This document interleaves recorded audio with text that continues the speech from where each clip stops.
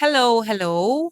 It's me again. And today I wanted to talk about just how my experiences kind of have shaped the way I think or approach certain things over the years. I wouldn't say over the years because it's really like recently. Um, so I've never been the kind of person who thinks that you need to have experienced something to have a meaningful contribution when it comes to that topic or have like solid advice to give when it comes to that topic. I know a lot of the times, a lot of people have this sentiment because, I mean, to some extent, I get where they are coming from because, people trust you more when they know you can relate on a personal level, right? In any context. So I get why, people will expect that if you have a voice with regards to a certain topic, you should have, I would say, the experiential factor. I get that. But also, I see a lot of the times is used in a very condescending way. Like if a single woman is talking about something with regards to marriage and somebody doesn't agree with it, all of a sudden, oh, that's why you're single. Oh, don't take advice from a single woman with regards to marriage. But I think that there are certain married women you should also not take advice from, otherwise, you are going to have a miserable marriage. Like that's another conversation for another day. But like, yeah, so just because somebody has or hasn't had the experience doesn't really determine whether or not they're qualified to speak on something. Because first of all, people sometimes learn from other people's experiences. So you don't need to have the first-hand experience to have solid advice with regards to a certain topic, right? And when you think about the fact that, like I said, sometimes it's really just from a condescending place, there's no like really logical reasoning behind why you would say somebody shouldn't talk about something because they haven't experienced that thing. And I also see there's a lot when it comes to talking about parenting. We often say if you don't have a kid, you can't speak on how, you know, what good parenting looks like. But everybody has been a kid before, and there is a way parenting has affected everyone at one point, right? So I feel like in that regard, they bring a great, I would say, solid contribution to the table, right? But overall, I've never been the type of person who feels you shouldn't be listened to or you shouldn't speak on a certain topic because you haven't experienced it in that context, right? I feel like everybody has something to contribute, even if it's not something you would take and apply to your life. Like they still get to be part of the conversation. Having said that, I think at this moment in my life, I have some sort of an exception to this rule now. So, for context, I recently lost a parent. I lost my mom in October of 2025. So, it's been less than 5 months. I lost her at the ending of October 2025. Um, so, I'm in the trenches of grief right now, just trying to like move forward because when it comes to grief, you never really move on. You just move forward, especially if it's somebody as significant as a parent, like your mom, right?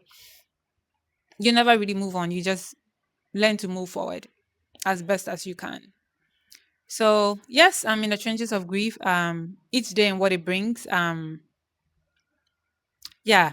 So when I heard the news, I could not get into therapy fast enough. Like I've I've I've been in therapy before a couple of times, right?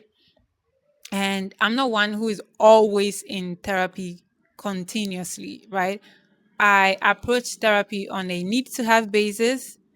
So, as and when I need it, then I go to therapy. That's how I approach therapy. So, um, yes, I had to get into therapy immediately because the shock of her death had like ripple effect. Like other family members had a stroke. Like it shocked everyone, and it's just hit us harder than we could ever imagine. So everybody was fighting their own battle whilst or also navigating grief. And because it was around the holidays, we wanted to bury her before um Christmas so that we can just like actually really settle in the grief process because like when you still have the burial to do, there's the planning and all of that. So, you know how it goes if you've been there. Um, so now back to therapy. As I said, I could not get into therapy fast enough, like, because I knew I would. Child. Anywho's, so I got into therapy. The platform I use is Betterhelp, and the first therapy I had to change the therapist, right? Because on BetterHelp, when they match you with a therapist, and for whatever reason you want to change them, you can do that. And they have like their profiles of the people you can choose from, what they specialize in, their qualification, and all of that. But they don't have their experiences. And I realized that I switched therapist twice on the platform, and on the second time when I had to switch, I was starting to think like, why do I feel like the therapist doesn't get me with regards to the grieving process that I'm going through right now? And I have friends who have lost close relatives as well. One who lost a sibling back in uni, and another who lost a parent, her dad. And for the lady, right? Anytime I spoke to her, I felt like she gets me. You see that thing where you're talking to someone and it's like the conversation flows, like you can feel as if the person has lived your experience. And in this case, yes, she has lived my experience, but like you know they get you because the conversation is just flowing, and it's like everything they are saying is what you're actually going through, and they're giving you practical steps in terms of what they went through as well. And I felt like at this point she made a better therapist than the quote unquote professional therapist, right? And it got me thinking that there's just something about, in certain circumstances, something about the experiential factor that makes you more efficient, not more qualified. I don't want to use the word qualified because we're talking about professionals here. Because having the correct licenses, um, the the titles, the education, it makes you qualified. The work experiences, it makes you qualified, right? But I would like to use the word more efficient because I don't want to come across as demeaning anybody's profession because they don't have a certain experience. But I just think that the work experience and the actual lived experience are in a way two different things. So for me, I just started thinking like, how effective it is talking to my friend who also lost a parent at some point in her life versus talking to a therapist who hasn't lost anyone close to them. It feels different, and I can feel the vast difference in terms of how it's helping me, right? So I started thinking, I mean, their lived experiences aren't on their bios. Of course, their work experiences, you will see it there because it's a work platform for mental health professionals. So I started asking, you can see their lived experiences, as I said. But now, anytime I get matched with a therapist, I started asking if they've actually, of course, they don't have to share that with me necessarily, but I always felt like if they get me, I would know, like in a way, right? And this just got me thinking. Again, I still don't believe that you need to have experienced something to bring a meaningful, solid contribution to the table when it comes to that topic.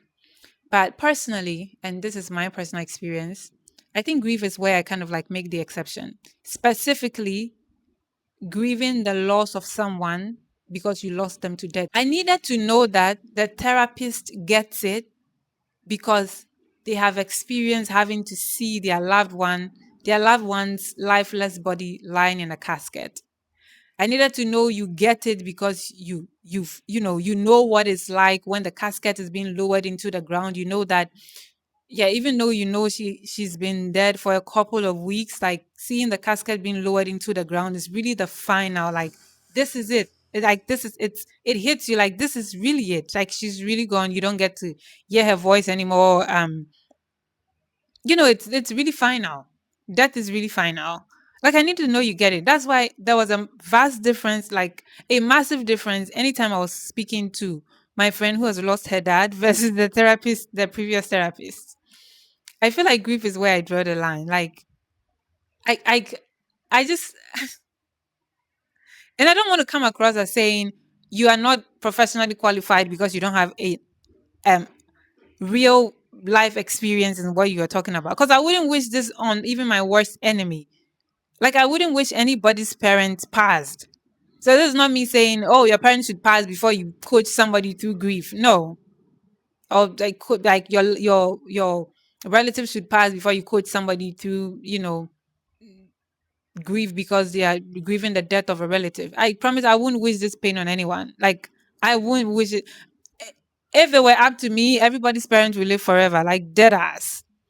But I'm just saying, like, I could just feel the difference.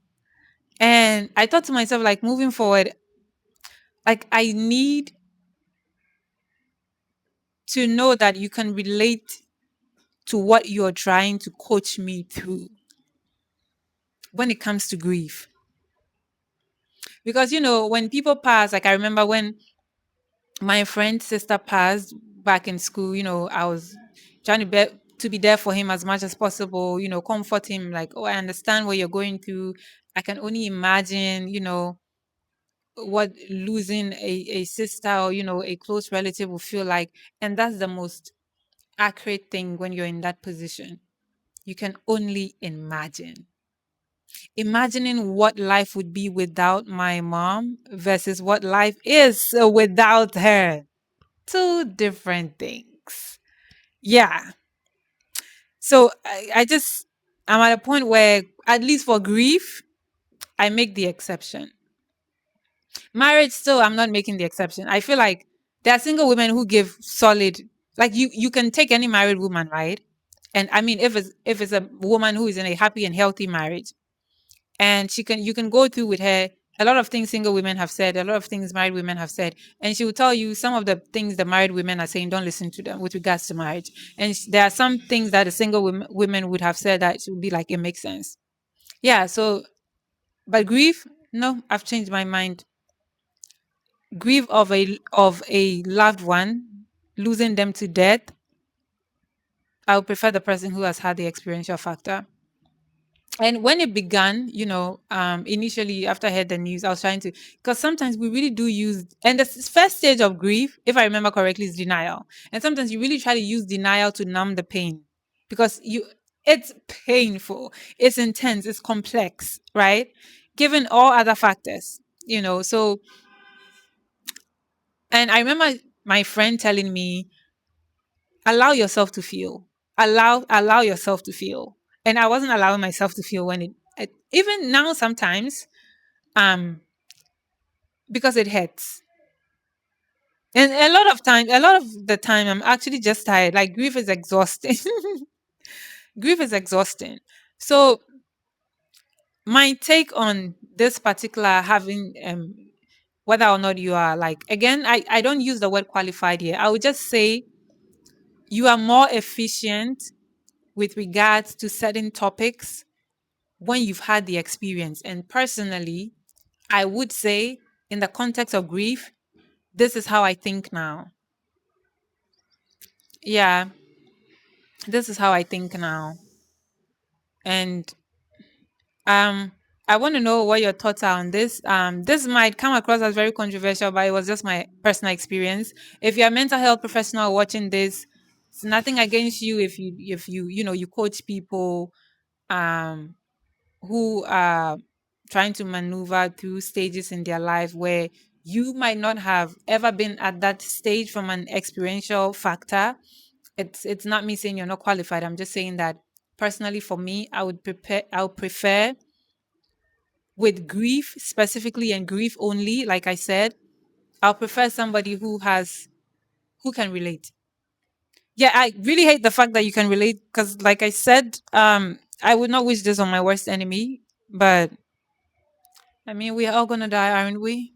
So yeah, so right now, this is how I feel about this. This is my one exception to this rule of not thinking somebody um is efficient or like has a good enough contribution to something just because they haven't experienced it.